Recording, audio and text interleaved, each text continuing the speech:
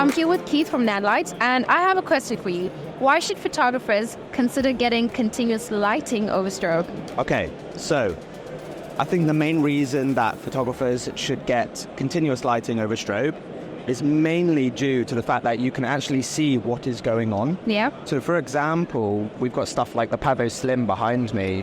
Obviously we can change the colors of things, but we can just literally see exactly what is going on. Whereas with flash, it sometimes takes a long time to get those settings correct, and you might not have like that type of time to get everything ready.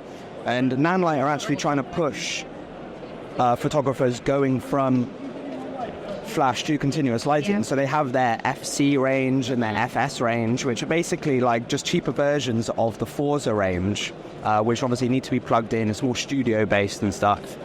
But I just generally think it's just a lot easier, it's a lot nicer, especially trying to do stuff with like ambient light and stuff like that.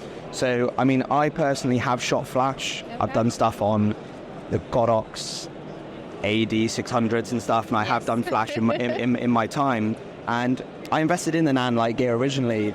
I had like a 60B. One of the biggest things for me was when I've done stuff like weddings, is it's so annoying being a videographer and then having a photographer there doing the flash and like having that flash. So if a photographer and a videographer were working together and they could have that continuous lighting, it would just look a lot nicer, look a lot better.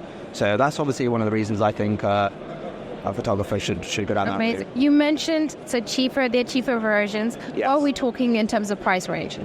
So the big 500 watts, very, very, very bright. So that's 795 or whatever it is that you said. So I mean, to get the Forza version of that, I think you're talking an extra £500-600 on top. So it's definitely catered towards same output as the Forza series.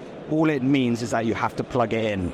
You can't run it off V-mounts. So portability is maybe a little bit limited. It's more sort of for studios. But still, I think photographers should still go down the route of continuous lighting and maybe have something like the Forza series, because then you can V-mount them. I mean, the one that we're using right now is the 300, and we have it V-mounted. And there's no wires running to the main, so we can then move that wherever we want, and it is a lot better to do that. Amazing. Well, thank you so much. Yeah, you're welcome. No problem.